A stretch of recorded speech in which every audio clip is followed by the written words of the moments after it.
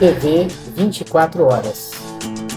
Com essa mudança de tempo, é muito comum ocorrer o aparecimento das doenças e síndromes respiratórias que acometem especialmente crianças. Agora, nesta estação outono-inverno, as febres, viroses e pneumonias são as mais frequentes. Hoje, a nossa equipe de reportagem conversou com o infectologista, o Dr. Charbel Cury, sobre as prevenções e os cuidados que se deve ter durante este período. Nós também conversamos com a mãe de uma criança para falar sobre a importância da vacinação. Nós temos dois momentos importantes. Se você considerar 2020 para cá, a gente divide a história em dois momentos. O momento pandemia mais severo, que é 2020, 2021, quando a gente tem muitos casos graves, óbitos, internações em CTI, e aquele momento o Covid-19 domina o cenário praticamente 100% das viroses. Quando chegamos no meio para o fim de 2021, com a chegada das vacinas de Covid, elas praticamente interferem na natureza, ou seja, elas começam a mudar o cenário através da interferência no ambiente. Ou seja, pessoas começam a parar de morrer e aí nós temos uma invasão de outros vírus. E aí chegam os vírus da bronquiolite, que é o vírus respiratório, chega o vírus da gripe, que estava sumido, e outros vírus, como metapneumovírus, adenovírus, vírus do resfriado, que é o rinovírus, tudo mais. Isso posto, quando eles chegam no final do ano, acontecem fenômenos muito estranhos. Por exemplo, um surto de gripe em pleno verão carioca em 2021, com mortes, internações e pessoas desesperadas procurando vacinação da gripe no final do ano de 2021. 2022 não é diferente, o cenário ainda está caótico, com um vírus chegando, tentando ocupar o lugar que era da Covid, que a Covid tinha ocupado, e aí chegamos em 2023, nesse cenário, crianças todas sem máscara, já de volta à escola, crianças estudando, e aí nós temos duas teorias para esse momento. Primeiro, que os três vírus chegaram juntos. Vírus da bronquiolite, gripe e Covid. Apesar das pessoas acharem que a Covid acabou, ela não acabou. Ela ainda é 20 a 25% de todos os isolamentos a cada 100 isolamentos de vírus. Ou seja, ela não mata mais, mas ela ainda atrapalha as pessoas. Por quê? Porque ela baixa a imunidade temporariamente. Então, crianças, por exemplo, que hoje não internavam por bronquiolites, por exemplo, que são pneumonias virais, hoje elas internam mais graves. E internam mais graves por quê? Porque elas estão muitas vezes com Covid e bronquiolite.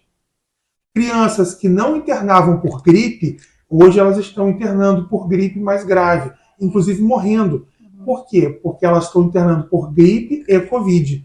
Então a Covid, em associação com outros vírus, elas mexem com o quadro clínico e evolução. Então essa é uma teoria.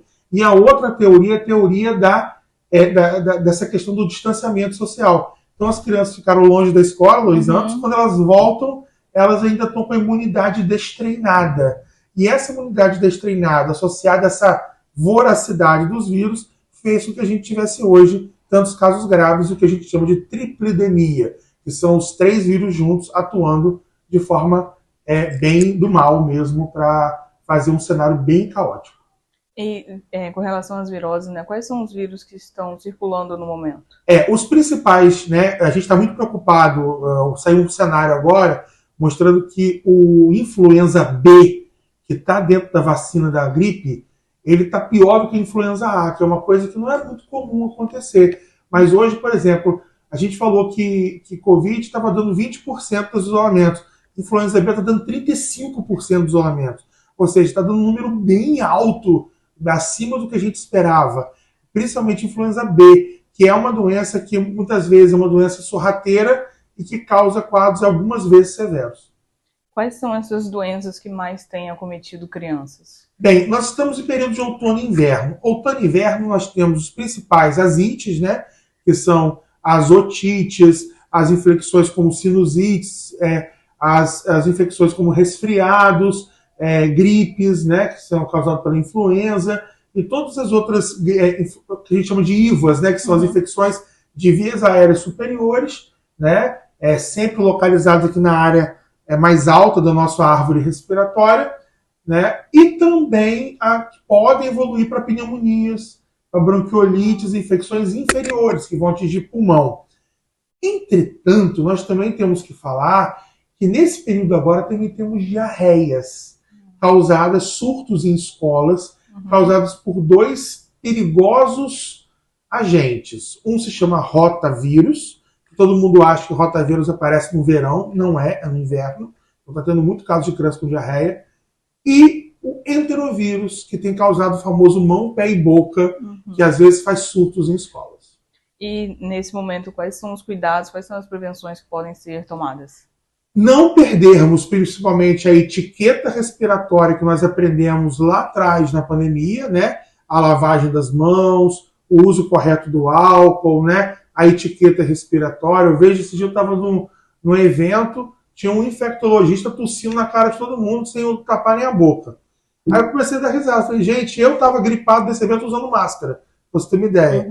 Então a etiqueta respiratória é importante, tá? Um outro ponto importante é a gente fazer um uso adequado da proteção que nós temos, que são as vacinas. Então, por exemplo, a gente tem visto que muitas crianças não estão vacinadas para a Covid, muita gente não vacinou para gripe, e olha que gripe está causando esse ano. Se você falasse assim, nós estamos em 2021, que muita gente não vacinou porque não tinha gripe, eu entendo. Agora, 2023, com gente morrendo de gripe, criança com febre direto, por causa de gripe, o povo não dá vacina no seu filho, isso é uma responsabilidade, entendeu? Então, eu acho que agora, as mães, muitas delas que ficam se queixando porque está cheio o pronto-socorro, 6, 7 horas esperando, elas não entendem que muita dessa fila é culpa delas mesmas, por não vacinar os seus filhos que ficam doentes.